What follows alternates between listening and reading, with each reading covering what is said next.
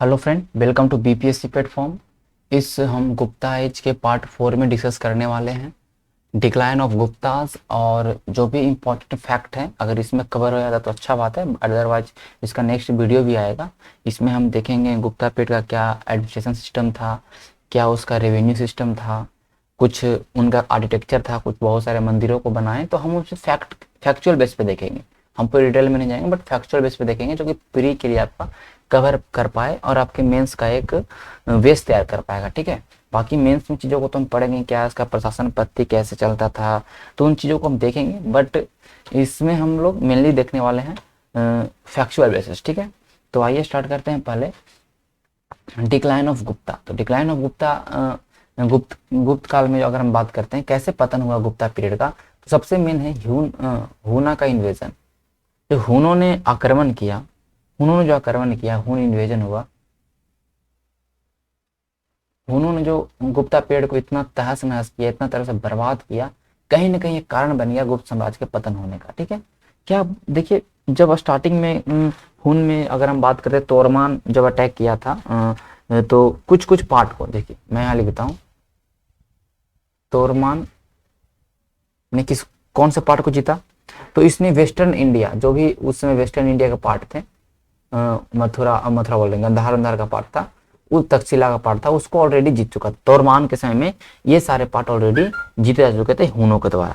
और mainly Gupta period का अगर हम बात करते हैं तो वेस्टर्न की तरफ उतना कंट्रोल नहीं था। वो मेनली सेंटर में जो भी एरिया था, पाटलिपुत्रा, उज्जैन वैजैन, उस पार्ट वाले में ज्यादा इनका वर्चस्व था। बट साइड वाला एरिया में जो भी फ्यूडेटरी थे, वहां पर जो भी वहां पे सामंत इनके थे, वो सब लोग इनके खिलाफ एक तरह से साजिश रचा। और वहां पर तोरमाना ने एबल हो गया वहां पर कुछ वेस्टर्न इंडिया के बहुत सारे बड़े पार्ट को कवर करने में। ठीक है, जो कहीं ना कहीं भोपाल तक के कुछ ना कुछ चीजों को कवर करता था। ठीक है, फिर इसके बाद ये होता है कि हुन लोग जो था वो अपना क्वाइंस चलाने लगे, तो गुप्ता का क्वाइंस है वो भी वहां पे नहीं चलने लगा। तो इस तरह से क्या हुआ कि अब कहीं ना कहीं इकोनॉमी में तो प्रॉब्लम होगा। तो तोरमान था, फिर उसके बाद जब तोरमान के बाद एक जो आता है मिहिरकुल, इसका बेटा, एकदम one of the tyrant leader of हुना। इतना बदमाश था, इतना ज्यादा ये मूर्ति भंजक था। कैसा था ये, मैं लिख दूं उसके बारे में। क्रूर था, पता नहीं क्रूर सही लिखाया नहीं, या और मूर्ति भंजक, मतलब मूर्ति भंजक मतलब कि मूर्तियों को तोड़ना वोड़ना, इसका ये काम था। मतलब मूर्ति इसको पसंद नहीं था। तो ये टायरेंट तो था ही, टायरेनी तो था ही, मूर्ति भंजक था। और इसने बहुत बड़े पार्ट को जीता। तो राजतरंगिणी, कलहन के जो राजतरंगिणी है, मैंने कल ही बताया था, राजतरंगिणी, कलहन का जो राजतरंगिणी है जो कश्मीर के इतिहास के ऊपर है, उसमें मिहिरकुल के बारे में लिखा गया कि बहुत ही एक तरह से एकदम फियर्स प्रोसिक्यूटर ऑफ बुद्धिस्ट। मतलब कहने का मतलब इसने ये बताया कि इतना ज्यादा ये क्रूएल था और इतना ज्यादा ये कश्मीर में शासन किया, कश्मीर तक के एरिया को इसने शासन किया, कश्मीर तक के एरिया को शासन किया। ऑलमोस्ट मिहिरकुल ने बहुत बड़े पार्ट को जीता हुआ था। गुप्ता के एक तरह से वर्चस्व को एक तरह से बहुत ही जबरदस्त रूप से खत्म कर चुका था। ठीक है, गुप्ता के पूरे वर्चस्व को ये खत्म कर चुका था। और ये ज्यादा ज्यादा ये इफिशियंट भी थे, ये घुड़सवारी में इफिशियंट थे। इनके जो भी सामान बने होते थे वो मेटल्स बहुत ही हैवी था। ठीक है, तो इसने मालवा, मध्य भारत, ये सारे एरिया को इन्होंने ऑलरेडी कवर कर लिया। चीजों को ध्यान में रखिएगा। ठीक है, ये हुआ। ओके, तो हालांकि मिहिरकुल को बाद में यशोवर्धन और नरसिम्हा गुप्ता ने हराया था, बट तब तक के ये जो गुप्ता एम्पायर है वो रिवाइव नहीं कर पाया। गुप्ता जो साम्राज्य था उसने दोबारा रिवाइव नहीं कर पाया। मतलब वो दोबारा से उस तरह से उसका साम्राज्य जो था गुप्त पीरियड, वो उतने पहले ऐसा वो फिर से मतलब उन्नति नहीं कर पाया, प्रोग्रेस नहीं कर पाया, इतने तरह से तोड़ के रख दिया। तो हुन इन्वेजन एक तरह से बहुत ही महत्वपूर्ण कारण बन सकता है। और इसके बाद अगर हम बात करेंगे तो बिग सक्सेसर। अच्छा, बिग सक्सेसर मतलब क्या हुआ, कमजोर उत्तराधिकारी। जैसे मुगल पीरियड में हुआ कमजोर उत्तराधिकारी, इस तरह से कमजोर जो उत्तराधिकारी हुए आफ्टर स्कंद गुप्त, पूर्व गुप्त के बाद कमजोर उत्तराधिकारी हुए। इन लोग उतना ज्यादा पावरफुल नहीं थे, कमजोर का मतलब कि कमजोर का कहने का मतलब कि ना इनका सही से मैनेजमेंट कर पाए चीज़ों को, ना सही से चीज़ों को सही से कर पाए।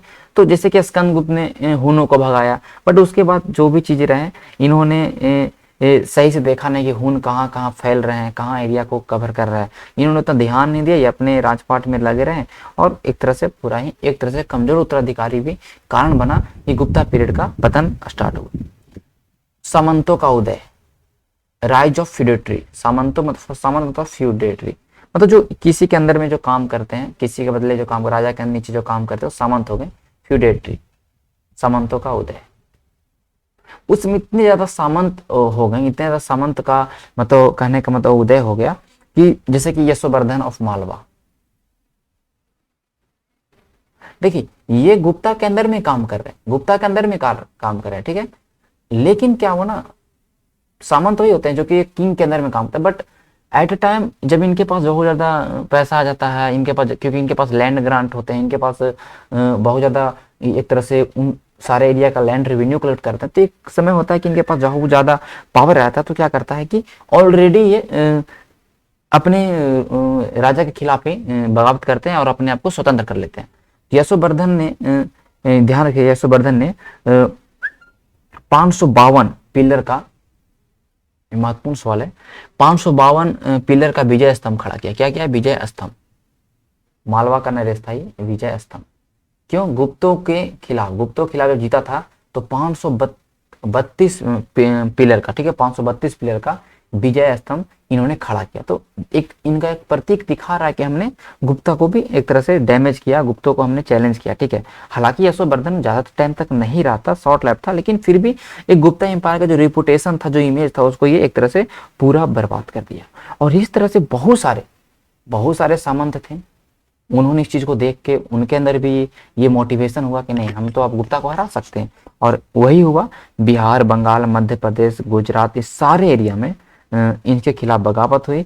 और हम देखते भी हैं कि मालवा और सौराष्ट्र के क्षेत्र में बहुत ही कम सिक्कों का प्रचलन मिलता है गुप्ता पीरियड का, क्योंकि कहीं ना कहीं उनका सामंतों का उदय भी एक तरह से कारण बन गया कि गुप्त पीरियड एक तरह से बर्बाद हो चुका था, ठीक है। तो सामंतों का उदय भी आप चीजों को लिख सकते हैं। हालांकि हम इसको मेंस में अच्छे तरीके से क्वेश्चन वाइज, देखिए मेंस जो हमारा चल रहा है, हमने इंडस वैली सिविलाइजेशन में पहले फर्स्ट दो वीडियो में हमने क्वेश्चन वाइज किया था, बट फिर बाद में हमने उसको फिर से फैक्चुअल बेसिस पे किया है, बट हम उसको क्वेश्चन वाइज ही करेंगे, क्योंकि मैं यहाँ पर उन सारे चीज़ों को कवर कर दूंगा जो मुझे वहाँ पे बताना ना पड़े, क्योंकि हम मेंस वाले वीडियो में केवल क्वेश्चन एक तरह समझिए कि प्रैक्टिस करें, कैसे क्वेश्चन लिखना है, कैसे क्या सवाल आ सकता है उस तरह, ठीक है। तो हमने इनसे थोड़ा सा इंडस वैली में हमने किया प्रॉब्लम, बट उससे हम आगे जो चैप्टर बढ़ेगा उसमें हम जैसे कि जो हमने प्री में पढ़ा, जैसे कि हमें गुप्ता पीरियड का अच्छी तरह से पढ़ाया, उसमें फैक्चुअल मुझे बताने की जरूरत है नहीं, उसमें मेंस में हम बस लिखना स्टार्ट करेंगे, ठीक है। बाकी जैसे कि हमने इंडस वैली सिविलाइजेशन, वैदिक कल्चर में हम ज़्यादा डिटेल में हम नहीं गए, तो इसलिए हम वहाँ पे हम चीज़ों को करेंगे थोड़ा सा फैक्चुअल लेके, ठीक है। ये हुआ सामंतों का होता है बहुत बड़ा कारण बना। वन ऑफ द इम्पॉर्टेंट जो आपका रीजन है डिक्लाइन ऑफ द गुप्ता, वो है इकोनॉमिक जो प्रॉस्पेरिटी था, जो आर्थिक रूप से जो एकदम प्रोस्पेरस था, ठीक है। गुप्ता पीरियड बहुत ही ज्यादा एक तरह स्वर्णकाल इसको बोला भी गया, और आर्थिक रूप से जो बहुत ज्यादा कहने का मतलब प्रोस्पेरस था, वो आर्थिक प्रोस्पेरिटी क्या हो गया? डिक्लाइन हो गया। मैंने ये से मैंने लिखा, इसका मतलब क्या हो गया? पतन, ठीक है, पतन हो गया, ठीक है। आर्थिक रूप से जो इसका प्रोस्पेरिटी था उसका पतन हुआ। अच्छा, कैसे हुआ पतन? भाई इतना ज्यादा ये इसके पास रेवेन्यू था, सब कुछ था, आखिर ये पतन क्यों हुआ? तो जैसे कि कहीं ना कहीं आप देखिएगा किस तरह से इकोनॉमिक डिक्लाइन, आर्थिक रूप में, आर्थिक चीज़ों में इनका कैसे गिरावट आता है, उन चीज़ों को समझने के लिए हम चीज़ों को समझेंगे। मैंने बताया था कि ये बहुत सारे अगर हम बात करते हैं, देखिए इसके लिए मैं आपको फैक्ट रखता हूँ। लेटर गुप्ता रूलर, गुप्ता, जैसे कि मैं बताऊंगा स्कंदगुप्त के बाद जितने भी राजा आते हैं उनको मैंने लेटर गुप्ता बोला, तो लेटर गुप्ता रूलर्स के बाद जितने भी आप देखिएगा ये सब गोल्ड कॉइन का इस्तेमाल बहुत ही कम कर, सोने के सिक्के का इस्तेमाल कम हो रहा है, सोने के सिक्के अशुद्ध मिल रहे हैं। मैंने बताया था कि कैसे स्कंदगुप्त के समय सबसे ज्यादा आपको अशुद्ध सोने के सिक्के मिले, तो उसके बाद जितने भी सोने के सिक्के मिले अशुद्ध मिले उसमें लॉ मेकिंग है, तो धीमा धीमा कहीं ना कहीं इनका इकोनॉमी बर्बाद हो रहा है। ठीक है, इकोनॉमी बर्बाद हो रहा है, लेस गोल्ड क्वाइन हो रहा है, क्वाइन जो भी मिल रहे हैं उसमें कहीं ना कहीं एलॉय मिला है, कुछ ना कुछ मिश्र धातु मिले हुए हैं। ठीक है, मैं इंग्लिश में लिख रहा हूँ, बट चीज़ों को समझिएगा। ठीक है, क्योंकि ऑलरेडी गोल्ड कॉइन को मैं स्वर्ण सिक्के लिखूँ या चीज़ें, इतना तो आपको समझ सकते हैं। ठीक है, ये हुआ। फिर आगे जाके हम देखते हैं कि बहुत सारे ऐसे आपको इंस्क्रिप्शन मिलते हैं जिसमें आपको देखते हैं भूमि अनुदान की प्रथा। भूमि अनुदान, ब्राह्मणों को भूमि अनुदान दिया जा रहा है, ब्राह्मणों को भूमि अनुदान दिया रहा है। मतलब ये हुआ ना कि अब कुछ कुछ ऐसे ऑफिसर्स हैं उसको ये पैसा नहीं दे पा रहे हैं, उनको कैश पेमेंट नहीं कर पा रहे, उनकी जगह पे क्या कर दे रहे हैं, भूमि अनुदान कर, लैंड ग्रांट्स दे रहे हैं ब्राह्मणों को, कुछ ऑफिसरों को, ब्राह्मणों को, कुछ अधिकारियों को, ये क्या दे रहे हैं, भूमि अनुदान कर रहे हैं। तो इनका इकोनॉमी गिरा, इकोनॉमी गिरने के पीछे कारण था जो इनका विदेशी व्यापार था सेंट्रल एशिया के साथ, उसको तो पूरा बर्बाद कर ही दिया। सेंट्रल एशिया के साथ जो विदेशी व्यापार था, क्योंकि हुन, ध्यान रखिएगा, मध्य एशिया का जो व्यापार था, मध्य एशिया पश्चिमी एशिया जो भी लिखिए, दोनों चीजें अलग अलग है, बट मध्य एशिया और पश्चिमी एशिया के साथ व्यापार चौपट हो गया। क्या हो गया, व्यापार खत्म हो गया, गिरावट आ गई। क्यों आ गया, क्योंकि हुन वहां पर ऑलरेडी पूरा कैप्चर कर चुका था मध्य एशिया को। अब मध्य एशिया को कैप्चर कर लिया हुन, तो व्यापार थोड़ी होगा वहां पे, नहीं हो पाएगा। तो मध्य एशिया के साथ व्यापार नहीं हो पा रहा था, मध्य एशिया में चीजें नहीं पहुंच पा रही थी, वहां चीजें नहीं आ पा रही थी, तो ये भी उनका गिरावट कारण पड़ा। तो इकोनॉमी जो भी, कोई भी अगर किंगडम का इकोनॉमी बर्बाद हुआ तो वो राजा भी बर्बाद हो जाएगा, वो उस पूरे वंश को, मतलब उस पूरे साम्राज्य को खराब कर देगा। ये भी कारण रहा, मध्य एशिया और पश्चिम एशिया का व्यापार खत्म हुआ हुनों के आक्रमण से। ठीक है, और यहां तक चीजों को ये भी समझिएगा कि हालांकि इन्होंने त्रामलिपि बंदरगाह से इन्होंने जो था वहां से स्टार्ट कर दिया था व्यापार दक्षिण एशिया की तरफ, बट वो उतना ज्यादा कारगर साबित नहीं हुआ। ठीक है, और चीजों का आप अगर ध्यान रखिएगा तो देखिएगा कि एक आपको इंस्क्रिप्शन मिलता है मंदसौर, मंदसौर अभिलेख मिलता है। अच्छा, मंदसौर अभिलेख में क्या है, मंदसौर अभिलेख में आपको ये दिखाया वहां पड़ता है कि जो सिल्क वीवर थे गुजरात से, वो मालवा की ओर चले गए। ठीक है, सिल्क वीवर मतलब कि रेशम बुनकर तो थे, रेशम बुनकर, जो रेशम बुनकर थे वो क्या हो गए, वो मालवा से, ये देखिए 473 एडी का बात कर रहा है, रेशम बुनकर जो गुजरात में जो रह रहे थे रेशम बुनकर, वो क्या हो चले गए, मालवा चले गए। अब देखिए गुजरात जो एरिया है, अभी गुजरात की अगर बात करेंगे तो गुप्ता पीरियड के अंदर में था, गुजरात से अब मालवा चला गया, मालवा में सामंत हैं, आप देख सकते हैं यशोवर्धन, ये सब चीजें, तो गुजरात से मालवा की ओर रेशम बुनकर जा रहे हैं। तो भाई कहीं ना कहीं ये भी तो होगा ना कि उनका सही से यहाँ पे नहीं चल रहा होगा, सही से व्यापार गुप्ता पीरियड में नहीं चला उनका रेशम का व्यापार, तभी तो जा रहे हैं रेशम बुनकर गुजरात से मालवा जा रहे हैं और अलग प्रोफेशन अपना रहे हैं, अलग प्रोफेशन अपना रहे हैं। मैं चीजें समझिए कि वे अन्य पेशाओं को अपना रहे हैं, अन्य पेशा कर रहे हैं, क्योंकि कहीं ना कहीं जो क्लॉथ का, टेक्सटाइल का मार्केट था वो गिर चुका है, तो ये भी एक रीजन बना। ठीक है, और बहुत सारे अभी एक और बहुत सारे अलग अलग उस समय वंश आपके सामने मतलब आ चुके थे, अलग अलग वंश, अन्य वंशों की उदय, अन्य वंशों का उदय, नए नए वंशों का उदय हो गया। कौन से वंश भैया, थोड़ा सा मैं एग्जांपल देख लूं। ठीक है, गुप्ता पीरियड के बारे में, तो वो वंश रहे हैं आपके जैसे कि नॉर्दर्न इंडिया में अगर हम देखते हैं तो पुष्यभूति थानेश्वर के, पुष्यभूति वंश, पुष्यभूति वंश। ठीक है, ध्यान रखिएगा, पुष्यभूति वंश जो था वो थानेश्वर महाराष्ट्र वाला क्षेत्र में, नए वंश आ गया। ठीक है, आप देखिएगा मौखारी कनौज का, ये मौखारी वंश, ये भी देखिए, ये जो मौखारी वंश है इसने भी हुनों के साथ अटैक, मतलब कहने का मतलब कि एक तरह से हुनों से भी इसने भी लड़ाई किया था, कनौज का था। और कनौज देखिए यूपी वाला क्षेत्र है, यूपी वाला क्षेत्र में पहुंच गया, गंगा यमुना दोआब में पहुंच गया, वहां पर भी नए नए वंश बने। अब मेन जो एरिया है गुप्ता का, वहां पर नए नए बन रहे। मैत्रक है बल्लभी का, बल्लभी गुजरात में, बल्लभी गुजरात में, वहां का मैत्रक वंश। तो कुछ ऐसे वंश हैं जैसे कि चालुक्य है, पल्लवा है, इस समय धीमा धीमा चीजों को मतलब वहां पे बन रहे हैं। तो ये सारे कारण रहे हैं। आप इकोनॉमिक कारण लिख सकते हैं कि मध्य एशिया के साथ व्यापार खराब हो गया, हुनू ने आक्रमण, वहां पे हुनू ने आक्रमण, हुनू ने वहां पर अपना साम्राज्य स्थापित कर लिया, तो मध्य एशिया के साथ व्यापार टूट गया। व्यापार टूटने का इनका आर्थिक चीजें प्रॉब्लम हो गई। ठीक है, कुछ एग्जाम्पल दीजिएगा हुनू का। फिर कुछ इनके जो भी कमजोर उत्तराधिकारी हैं जिन्होंने हुनू के आक्रमण को देखा नहीं, ध्यान दिया नहीं उस पर, उसको इग्नोर किया। सामंतों का उदय हुआ, संवर्धन जो बहुत मजबूत बन गया था। इन सारी चीजों को लिखते हुए आप 100 से 150 वर्ड में चीजों को कर सकते हैं। डिक्लाइन ऑफ गुप्ता मैंने आपको कवर कर दिया। अब नेक्स्ट जो हम कर रहे हैं वो करेंगे एडमिनिस्ट्रेशन सिस्टम, प्रशासन पद्धति क्या था।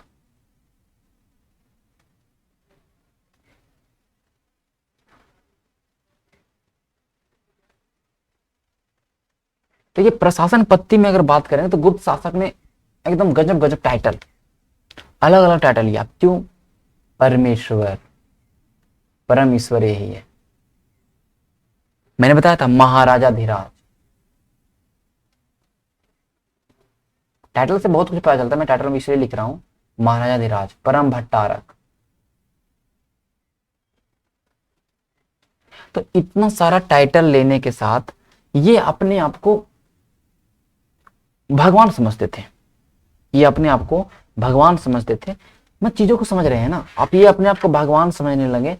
जैसे परमेश्वर का टाइटल, महाराजा धीराज का टाइटल ले लिया, और भी बहुत सारे ऐसे टाइटल थे जो मैंने कल ऑलरेडी मैं आपको बताया था। तो वो थे जैसे कि परम दैवत, मैंने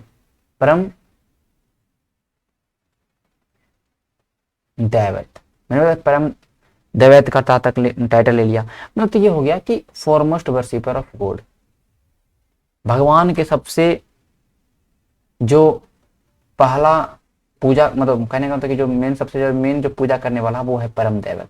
मतलब भगवान का सबसे जो फर्स्ट पुजारी है यही है परम दैवत। इस तरह का टाइटल लिया। परम भागवत का टाइटल लिया, विष्णु का पहला पूजा करने वाला, विष्णु का पहला पुजारी, परम भागवत का टाइटल लिया। तो ये सारे इस तरह से टाइटल लिए, तो ये अपने आप को क्या कर रहे हैं भैया? Comparing to God. ठीक है, ये अपने आप को भगवान से तुलना कर रहे हैं। ये अपने आप को क्या कर रहे हैं? भगवान से तुलना कर रहे हैं। चीजों को समझ पा रहे हैं? तो कहीं ना कहीं इन्होंने जो किंगशिप का जो था, किंगशिप विद डिवाइन का, वो चीजें इन लोग कर रहे हैं। किंगशिप विद डिवाइन मतलब हुआ कि अपने आप को भगवान के इक्वल मानना, ये इनका चल रहा है। ठीक है, अभी देखिए, अभी प्रशासन में बता रहा हूँ चीजों। ठीक है, अभी और चीजों को समझिएगा। इन्होंने अपने जैसे प्रयाग प्रशस्ति जो था इलाहाबाद का, उसमें अपने आप को क्या बताया है? जो समुद्रगुप्त है अपने आप को क्या बताया है? कुबेर, वरुण, इंद्र और यम। ध्यान रखिएगा। जैसे देखिए इलाहाबाद प्रशस्ति या प्रयाग प्रशस्ति बोलिए, कुछ बोले, दोनों सेम है। इलाहाबाद प्रशस्ति बोल लीजिए या प्रयाग प्रशस्ति, मैंने ऑलरेडी इसके बारे में डिस्कस किया है। इसमें समुद्रगुप्त को तुलना किससे किया गया? देखिएगा, यम से, कुबेर से। ठीक है, ध्यान रखिएगा। किससे किससे मैं लिख रहा हूं? जो कुबेर, कुबेर से, वरुण से, इंद्र से और यम से। इसके बराबर बोला कि हम इसके बराबर है, मतलब जो भी लिखा गया प्रश्न में, इसके बराबर हमारे समुद्रगुप्त है। तो ये अपने आप को भगवान मान रहे हैं। ठीक है, ध्यान रखिएगा। जैसे कि अगर हम देखते हैं कि जिस तरह से डिसेंट्रलाइज करने देखे थे हमने मॉडर्न पीरियड को एडमिनिस्ट्रेशन में, हमने पूरी डिटेल से पढ़ा है कि जिसमें डिसेंट्रलाइज का वहां पे था कि एक हाथ में पावर नहीं है, पावर को बटा हुआ है। उस तरह से इससे में भी थे, कुछ सामंतों में पावर बचा, कुछ लोकल राजाओं में, कुछ उसके नीचे कुछ सामंत थे छोटे छोटे, उनमें इस तरह से पूरा एक तरह से ब्यूरोक्रेसी बटा हुआ था। तो उसको हम देखते हैं, थोड़ा चीजों को समझते हैं, ध्यान रखिएगा। तो सबसे मेन जो आपका एक आता है, बहुत सारे सील पे इंस्क्रिप्शन पे आपको एक नाम आता है, कुमार अमात्य का। ये सारे फैक्चुअल में लिख रहा हूँ। ठीक है, मैं एक कहीं पे कुछ लिख दूंगा, कहीं पे कुछ लिख दूंगा, बट ये सारे फैक्चुअल है, इसको मैं एक पूरे तरह नहीं लिख सकता हूँ, बट ये समझिएगा। कुमार अमात्य एक तरह से बहुत ही बड़ा पोस्ट था, ये बहुत ही बड़ा पोस्ट था, आप ध्यान रखिएगा। तो ये हर जगह पर कुमार अमात्य मिलता है। कहीं ना कहीं ये राजा के फैमिली से बिलोंग करता है, राजा के फैमिली से, मतलब किंग ब्लड से, रॉयल ब्लड से ये बिलोंग करता था, ठीक है, कुमार अमात्य। मैंने बताया था कि ये जो संधि विग्राहक मंत्री था, कुमार अमात्य था, महादंडनायक था हरिसेन के बारे में, तो ये था कुमार अमात्य नाम का एक पोस्ट था। इसके बारे में आपको चीजें समझना, कुमार अमात्य नाम का पोस्ट का चर्चा बहुत बार हुआ, ठीक है, ये ध्यान रखना आपको, ठीक है। सबसे बड़े अधिकारी यही थे, सबसे अगर बात करें बड़े अधिकारी,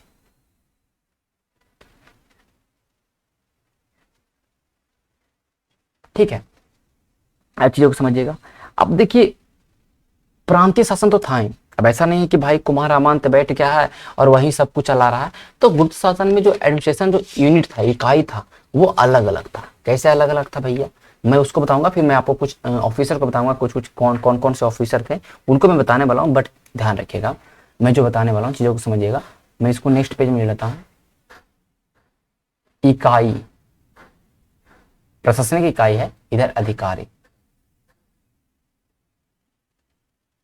सबसे ऊपर था, आप अगर देखिए तो राष्ट्र या देश, साम्राज्य समझिए देश एक तरह से, जैसे कि पूरा गुप्ता को गोरना, उसके अधिकारी को बोलते गोरना या गोपत्री। मैं पहले लिख लेता हूं फिर उस चीजों को समझाता हूं, ठीक है। भुक्ति, इंग्लिश में भुक्ति ही लिखते हैं, इंग्लिश में ऊपरी ही लिखते हैं। कोई जहां पे मुझे लगता है कि नहीं इंग्लिश लिखूं या दोनों चीजें लिखना, मैं वहां पे लिखता हूं। विषय, विषय में सब्जेक्ट मत लीजिए, विषय का मतलब विषय ही यहाँ पे होगा, विषयपति। जैसे आज ब्लॉक देखते हैं हम लोग, पेट, पेट जैसे कि समझे पंचायत आप देखते हैं, पेटपति। ग्राम, ग्राम तो पता हो गांव हो गया, ग्रामपति या महतर।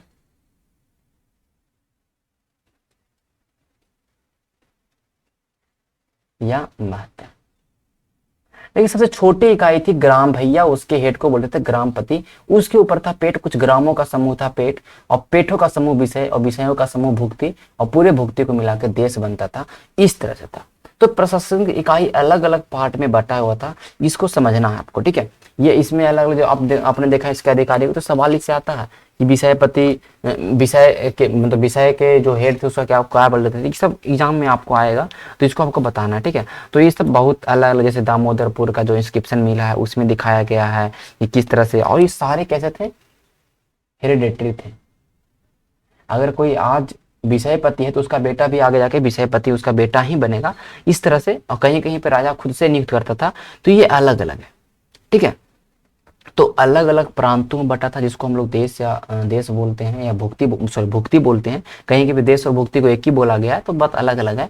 जिसको उपाधि के द्वारा, मतलब कहने का मतलब एक तरह से गवर्नर किया जाता। कहीं कहीं पे आपको गवर्नर भी देखने को मिलता है, जो प्रांत का मेन हेड था गवर्नर, जैसे कि जूनागढ़ का इंस्क्रिप्शन में आपको देखने को मिलता है पर्णदत्त नाम का गवर्नर। तो कहीं कहीं पर गवर्नर भी आपको देखने को मिलता है वो, ठीक है। तो वो चीज ध्यान रखिएगा, जैसे उस जूनागढ़ के इंस्क्रिप्शन में दिखाया गया है कि पर्णदत्त जो कि गवर्नर था सौराष्ट्र का, उसने सुदर्शन झील, कहने का मतलब कि सुदर्शन झील का पुनरुद्धार किया। और उसके बाद उसका जो बेटा था, ध्यान रखिए, उसका जो बेटा था चक्रपाली, तो उसने सुदर्शन झील पे जो बांध था, बांध का फिर उसने एक तरह से रिकंस्ट्रक्शन किया। तो ये आपको देखने को अलग अलग मिलता है, कुछ अलग अलग नाम देखने को मिलते हैं। बस यहाँ पर हम चीज़ों को नहीं कवर करेंगे क्योंकि वो हमारे लिए उतना जरूरत नहीं है, ठीक है। अब देखिए, जो आप अगर चीज़ों को समझिएगा, जैसे विषय था, तो विषय मतलब एक तरह जिला समझ लीजिए, जिला है, क्या है जिला एक तरह से। तो जिला है ना विषय, भुक्ति एक तरह से समझिए कि राज्य, एक तरह से आज के राज्य को। तो ये जो विषय था एक तरह जिला था ना, तो इसमें कुछ अलग अलग मेन हेड थे, जैसे कि विषयपति तो मेन जिला का मालिक हो, डीएम एक तरह से, ठीक है। नगर श्रेष्ठ, अब मैं विषय को एक तरह से ओपन कर रहा हूं, नगर श्रेष्ठीन, ठीक है। अच्छा, ये नगर श्रेष्ठीन क्या होगी भाई, नगर श्रेष्ठीन मतलब जो एक टाउन है ना, तो नगर श्रेष्ठीन चीफ मर्चेंट क्या था, ये व्यापारियों का जो समूह था, उसमें जो मुख्य था, मुख्य जो व्यापारी था, चीफ मर्चेंट या बैंकर था, उसको बोले थे नगर श्रेष्ठी, ठीक है। हमने भी इसको ओपन किया है, ठीक है। एक था शर्तवाहा, मैं कुछ हिंदी में लिखता हूँ, कुछ इंग्लिश में लिखता हूँ, आपको भी लगा कि पागल वगल है, कभी हिंदी लिखता शर्तवाहा। तो मुझे जैसे सही लगता मैं वहां पे लिख देता हूँ आपको समझना, आपको नोट्स बनाना, तो नोट्स में आप इंग्लिश हिंदी जो करिए कर ले, ठीक। थोड़ा सा बुक का हेल्प तो ले ही सकते हैं, बाकी तो मैं बोलूँगा बुक का हेल्प नहीं लीजिए, बिकॉज मैं हर एक चीज़ को कवर कर रहा हूँ। तो कोई, ये था चीफ कारवां लीडर, मतलब जो व्यापारियों का कारवां जा रहा है, व्यापारियों का कारवां जा रहा है, तो उसमें जो मेन नेता नेतृत्व कर रहा है, कारवां कहाँ जाना है, किस एरिया में व्यापार करना है, तो उसको बोलते हैं सारथवाह, ठीक है। सारथी समय याद करिए, सारथवाह, ठीक है। प्रथम कुलिका था, जो मेन व्यापारी था, प्रथम कुलिका, प्रथम कायस्था था। तो सब कुछ अलग अलग ऐसे ऐसे, मतलब कहने का मतलब पोस्ट थे, ठीक है, अलग अलग पोस्ट थे। तो ये ध्यान रखिएगा। तो ये सारा आपको याद रखना, क्या प्रशासनिक इकाई था, क्या क्या चीजें थी, सब कुछ, ठीक है। तो आपको बहुत सारी चीजें इसमें कवर हो जाएगी, ठीक है।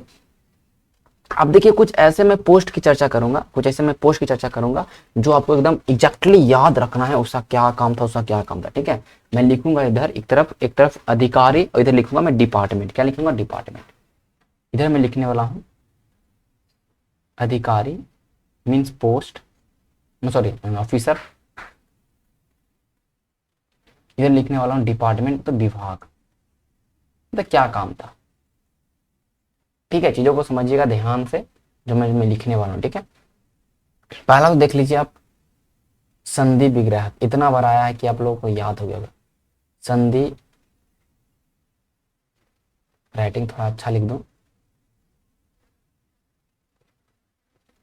विग्राहक, शायद गलती लिखा है, कोई बात नहीं। संधि विग्राहक मंत्री था। इसका क्या काम था भैया? युद्ध और शांति का मंत्री, वार एंड पीस का मंत्री था कौन? संधि विग्राहक। जो हरिसेन के बारे में आपने देखा, हरिसेन के बारे में आपने देखा, फिर उदयगिरी इंस्क्रिप्शन में आपने देखा एक वीरसेन नाम का आपको चर्चा मिलता है, तो वो संधि विग्राहक मंत्री थे। मैं एग्जांपल बार बोल रहा हूँ बीच में, उसको आप खुद से लिख लीजिए यहाँ पे, हरिसेन, वीरसेन, ठीक है। ये सब आपको लिखना है खुद से, ये मैं नहीं लिखूंगा यहाँ पे हर एक चीज, ठीक है, ध्यान रखिएगा, ठीक है। अब देखिए संधि विग्राहक मंत्री हो गया, इसका काम था कि कैसे शांति वांति संधि किसी से करना है, तो ठीक है, तो संधि किस तरह से युद्ध में भाग लेना है, युद्ध में किस तरह से काम होगा, ये है आपको संधि विग्राहक का। इसका चर्चा आपको इलाहाबाद प्रशस्ति अभिलेख में भी आपको देखने को मिलता है, ठीक है। महादंड नायक,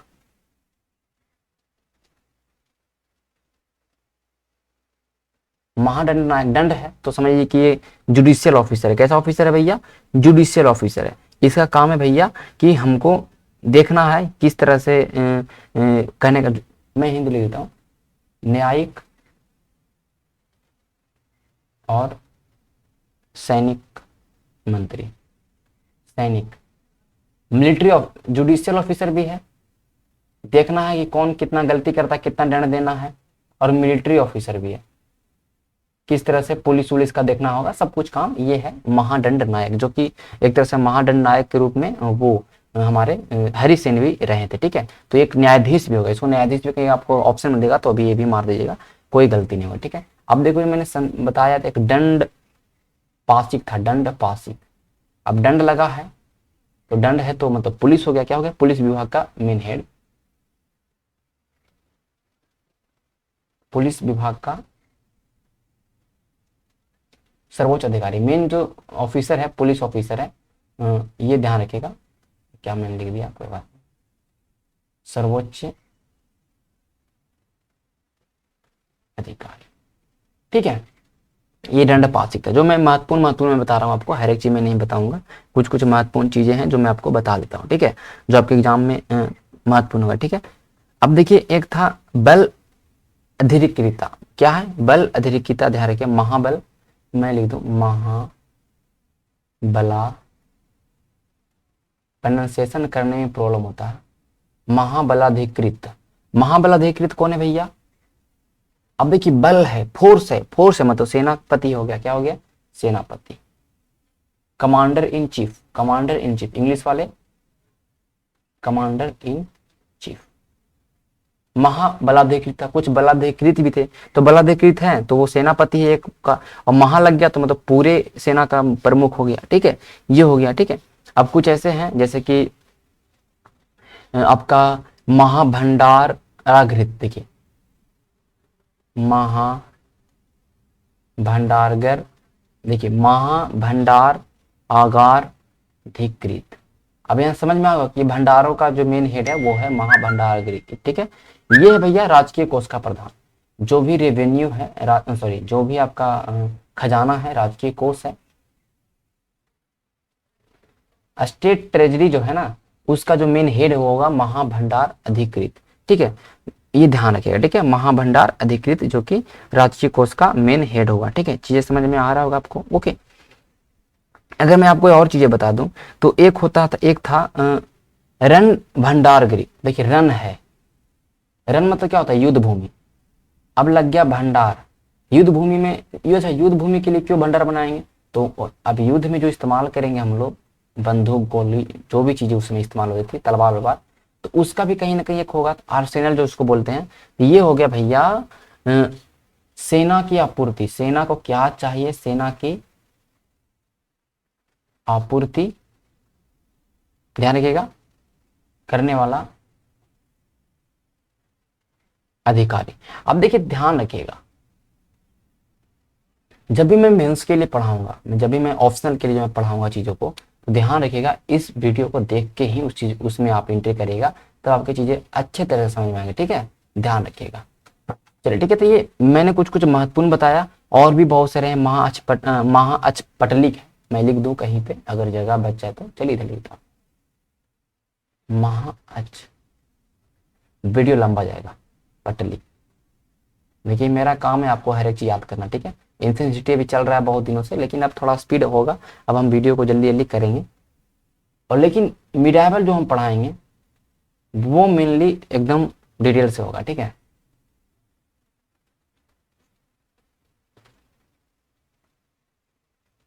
अभी लिखिए, मतलब क्या, मतलब लिखाना है, रिकॉर्ड कीपिंग करना है, सब कुछ करना है। वहां का जो मेन हेड होगा महाअक्ष पटलिक होगा। क्या होगा भैया, महाअक्ष पटलिक होगा। कैसे क्या रिकॉर्ड रखना है, क्या चीजें रखनी है, उसके लिए होगा महाअक्ष पटलिक। चीजें समझ में आ रही होगी आपको। ठीक है, अब मैं आगे चलता हूँ। एक दो और हैं, एक अग्राहिक है। ध्यान रखिएगा, इंग्लिश में सेम चीज लिखाएगा, कोई भी इंग्लिश में मीनिंग इसका नहीं होगा। ठीक है, सेम लिख दीजिएगा। ठीक है, इंग्लिश जो बोलते हैं। अग्राहिक है जो दान विभाग का प्रभाव, किसको क्या दान देना है, क्या उसका डिपार्टमेंट है, उसका है अग्राहिक।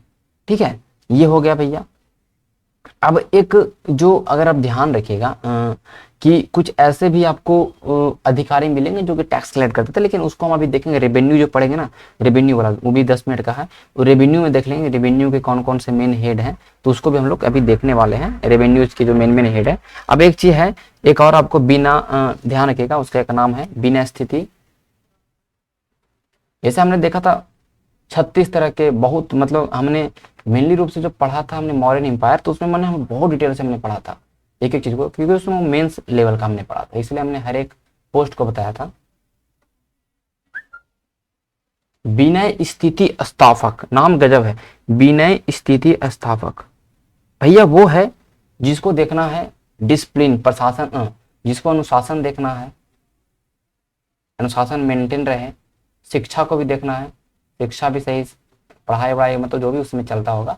अनुशासन को देखना है, मतलब मोरल और सोशल डिसिप्लिन को देखना है। ठीक है, बट बहुत सारी चीज के बारे में क्लियर नहीं है कि इसका मेन काम था, बट बहुत जगह चीजों में देखने को मिलता है कि इसका काम मेन शिक्षा और अनुशासन का ही काम करना था। ठीक है, चीज आपको समझ में आ गई होगी। मैंने हर एक चीज को मैंने ऑलरेडी मैंने इसमें कवर कर दिया, कुछ ऐसे छोटे मोटे चीज छूट गए होंगे, तो डेट्स अनदर पॉइंट, मैं उसको भी मैं कभी ना कभी कवर कर लूंगा। ठीक है, जब मैं इसको एमसीक्यू करवाऊंगा। तो ये हमारा पूरे रूप से अगर आप देखते हैं तो एक कहने का मतलब ये हुआ कि हमारा ये प्रशासन वाला खत्म हो चुका। प्रशासन वाला हमने देख लिया, हर एक चीज मैंने हर एक चीज कवर कर दिया, क्या है नहीं है, भूमि अनुदान चलता था। ठीक है, ये सारे चीजें हमने यहाँ पे कवर ऑलरेडी हमने कर दिया। अब हम एक जो बताने वाले आपको हैं, वो हम बताएंगे सीधे रेवेन्यू। ठीक है, रेवेन्यू वाला क्या है सिस्टम।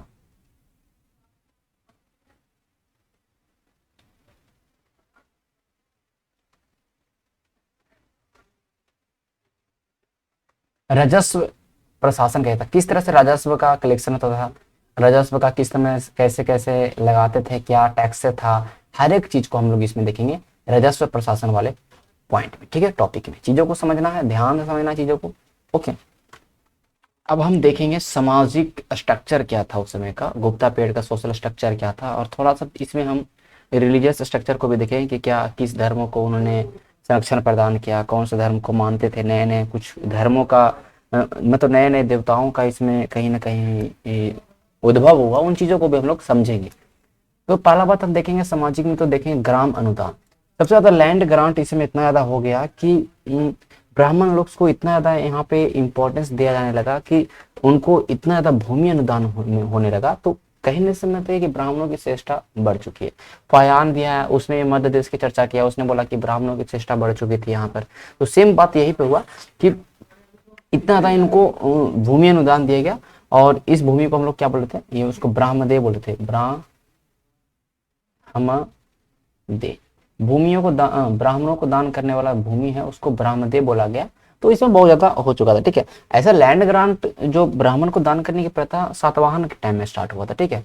बट इसमें सबसे ज्यादा पीक पे था, मतलब कहने में बहुत ज्यादा पीक पे था। तो इस तरह से एक नया क्लास बन गया समाज के अंदर, ब्राह्मण लैंडलॉर्ड्स, मतलब एक ब्राह्मण जमींदार नाम का एक नया वर्ग बन गया समाज के अंदर।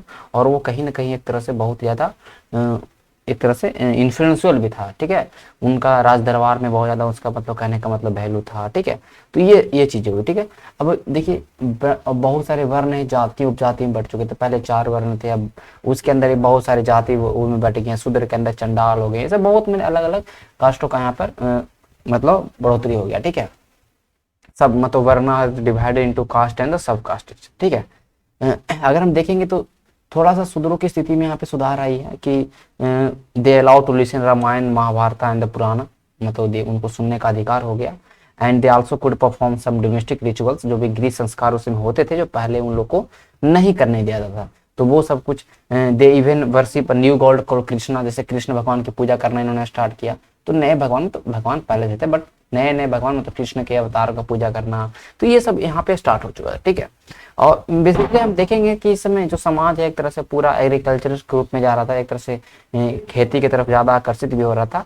और हम देखेंगे कि इसमें छुआछूत में बढ़ोतरी, इंटेंसिफाई हो गया। जो प्रैक्टिस ऑफ अनटचेबिलिटी था वो बहुत ज्यादा इंटेंसिफाई हो गया। जैसे कि फायान आया, फायान ने बताया कि मध्य देश में चंडालों की संख्या बढ़ चुकी थी। इतना ज्यादा छुआछूत थे कि लोग उस टच नहीं होना चाहते थे। तो ये सारा चीजें था उनके बारे में, ऐसा लिखा होता कि वो live outside the village and had to maintain distance from the upper caste, ये था लिखा हुआ, ठीक है।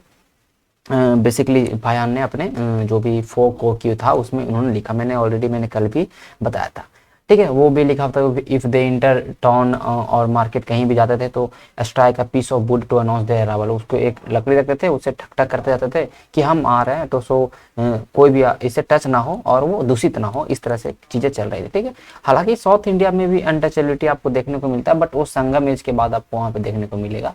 लेकिन हम अभी बात कर रहे हैं गुप्ता पीरियड का, जो हमें नॉर्दर्न इंडिया की बात अभी हम कर रहे हैं, ओके। यहाँ पर स्त्रियों की स्थिति में इतना ज्यादा मतलब बदतर हो गया, स्त्रियों की स्थिति और भी ज्यादा बर्बाद हो गया गुप्ता पीरियड में।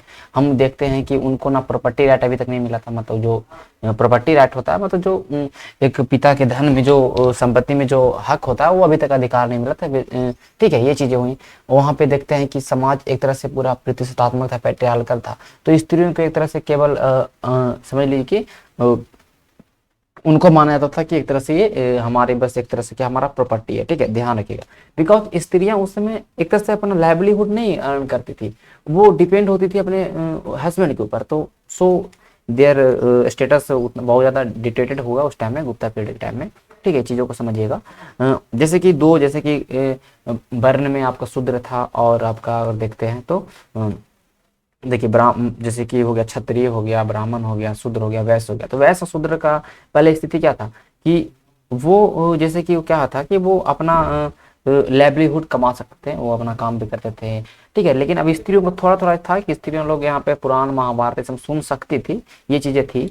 और ध्यान रखिएगा सती का उल्लेख जो सबसे पहले बार मिलता है, ये आपको एरन अभिलेख, मैंने बताया कि विष्णुगुप्त का जो भानुगुप्त का जो एरन अभिलेख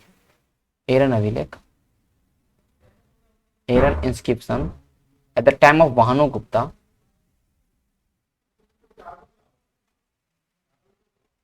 तो देखिए भानुगुप्त था, जो भानुगुप्त का एक दोस्त आपको दिखाई पड़ता है, ठीक है। तो भानुगुप्त का एक दोस्त था, उसके बारे में मैंने बताया था कि आपको कल कि एक ऐसा होता है कि युद्ध में जब शकों के खिलाफ युद्ध लड़ाया जा रहा था, तो उसमें भानुगुप्त का जो दोस्त है उसका मृत्यु हो जाता, तो उसकी पत्नी भी उस में जल के अपना मतलब कहने का सती हो जाती है। तो सती प्रथा का प्रथम लिखित साक्ष्य आपको देखने को मिलता है तो गुप्ता पीरियड में। तो इसमें स्त्रियों की स्थिति आप देख सकते हैं ये क्या प्रॉब्लम हो चुका है, ठीक है। ये 510 AD का आपका डेट आपको मेंशन होता है, ठीक है। चीजों को आप समझ पा रहे होंगे, ठीक है। तो ये हुआ। और देखिए गणिका गणिका जो कि ऐसी महिलाएं जो वेश्यावृत्ति को फॉलो करती थी, उनका यहाँ पे देखते हैं कि इस तरह के क्लासेज बढ़ चुके थे। तो ये स्त्रियों की स्थिति को आपको दिखाया जा रहा है कि किस तरह से स्त्रियां चल रही थी, ठीक है। यहाँ पर अगर हम सामाजिक में और भी देखेंगे तो गुलाम, स्लेब भी था। 14 कितने तरह के स्लेब की चर्चा है, तो 15 टाइप के गुलामों की चर्चा आपको मिलता है गुप्ता पीरियड में। अगर हम बात करेंगे थोड़ा सा गुप्ता पीरियड में, हमने सामाजिक देख लिया। जो भी मुझे फैक्ट में मुझे बताना था ऑलरेडी मैंने बता दिया फैक्ट का, ये आपके मेंस तक के मैंने चीज़ों को कवर कर दिया, ठीक है। हालांकि मैं जब चीज़ों को डीपली में जाता हूँ तो मैं बताते ही जा जाता हूँ। अब धार्मिक थोड़ा सा देख लेते हैं, छोटा टॉपिक है धार्मिक, रिलीजियस, उसमें क्या रिलीजन रहा। तो हम इसमें देखें कि सबसे ज़्यादा इस समय जो टॉप पे अगर आप अब देखिए जो मतलब ऊपर जाता है तो गुप्त काल, सॉरी बौद्ध धर्म अगर आप देखिएगा,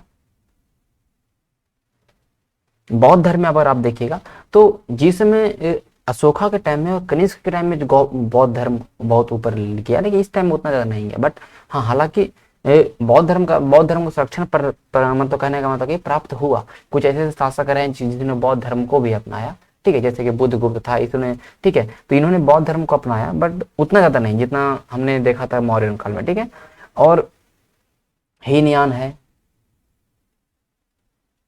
महायान है, इनको सबको संरक्षण प्रदान प्राप्त हुआ।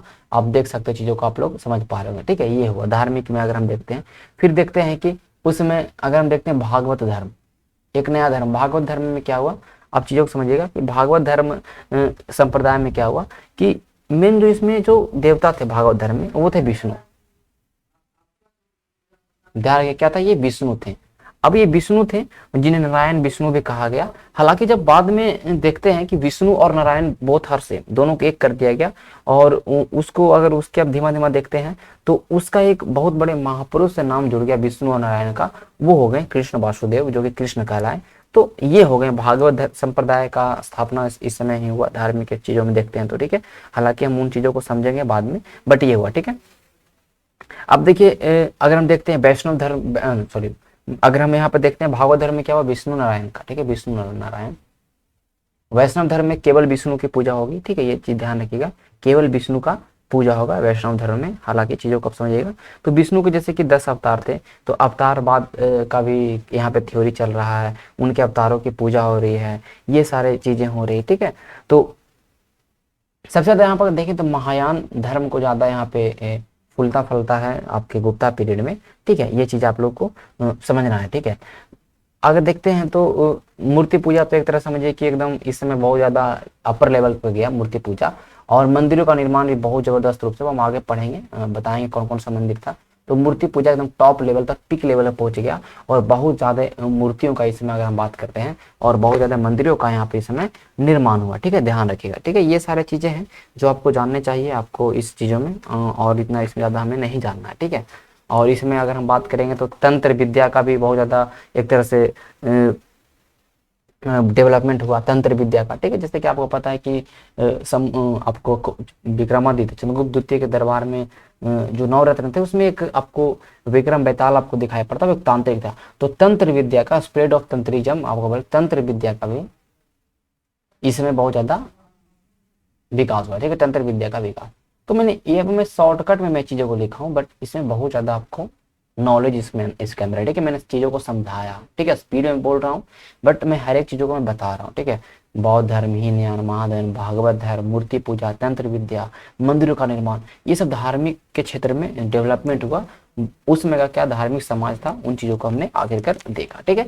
अब आगे हम लोग जो अगर बात करेंगे तो आई थिंक इसमें वीडियो में हम लोग नहीं कर पाएंगे, बिकॉज अगर हम इस वीडियो में करते हैं तो बहुत बड़ा होगा, क्योंकि हम गुप्त काल के सारे मंदिरों को देखेंगे तो उसका एक और वीडियो हम लोग डालेंगे, उसमें गुप्त काल के जितने भी मंदिर हैं मंदिरों को कवर कर लेंगे। गुप्त काल को स्वर्ण युग क्यों कहा गया उसको कवर कर लेंगे। गुप्त काल में क्या साइंस एंड टेक्नोलॉजी का क्या काम था उसको कवर कर लेंगे। गुप्त काल की लिटरेचर को कवर कर लेंगे, ठीक है। 4-5 टॉपिक बचा हुआ है, लिटरेचर कौन कौन सी किताब लिखी गई उस समय, सबको कवर करेंगे नेक्स्ट वीडियो में। तो गुप्ता पीरियड का 5 वीडियो हमने कवर किया और बहुत अच्छे तरह से गुप्ता पीरियड को कवर कर रहे हैं। मतलब कहीं से भी क्वेश्चन छूटने की कोई संभावना नहीं है। अगर प्री में अगर आ जाए सवाल तो ऑलरेडी आप चीज़ों को सही कर पाइएगा। अगर आपने वीडियो को देखा और वीडियो को नोट्स बनाया तो दैट इज सफिशिएंट। फर्स्ट के 2 वीडियो ही 3 वीडियो ही सफिशिएंट थे। फिर भी अगर इस वीडियो को देखते तो फिर भी जो भी सवाल छूटने वाला रहेगा वो भी नहीं छूटेगा, ठीक है। चीज़ों को समझ पा रहे होंगे।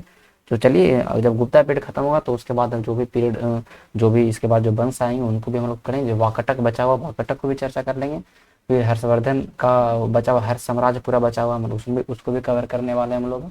फिर साउथ तरफ जितने भी किंगडम थे, चेर चोल पांडे, सबको कवर करेंगे। तो अभी थोड़ा एंशिएंट में चलेगा, 4-5 वीडियो से ऊपर एटलीस्ट ऊपर उससे भी ज़्यादा जा सकता है वीडियो, क्योंकि बहुत बड़ा टॉपिक है। फिर मिडावल आएंगे तो उसमें थोड़ा ज़्यादा बड़ा टॉपिक नहीं मिडावल, बट मिडावल को समझने में थोड़ा पढ़ने में अच्छा भी लगेगा और समझने में थोड़ा आपको आसानी भी लगेगा, ठीक है। बिकॉज उसमें variety of information and literary source दिया गया आपको, तो समझने में बहुत ज़्यादा आसानी होगा। ओके।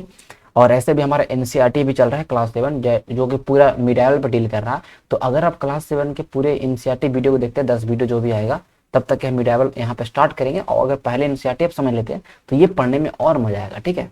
चलिए सेशन को समाप्त करते हैं। धन्यवाद। अगर अच्छा लगता होगा तो चैनल को सब्सक्राइब करिएगा, शेयर करिएगा दोस्तों के साथ, और चैनल को रिकमेंड जरूर करिए कि लोग यहाँ पे आएँ, जुड़े। और हम अभी लाइव सेशन भी करने वाले हैं पॉलिटी को लेके शाम को 8 बजे, बट उसके लिए मैं अभी थोड़ा देखता हूँ, मैं उसको पॉलिटी का लाइव सेशन स्टार्ट करूँगा कि पॉलिटी अभी रुका पड़ा है, तो पॉलिटी को भी साथ में हमारा चलते रहेगा तो सही रहेगा। चलिए धन्यवाद।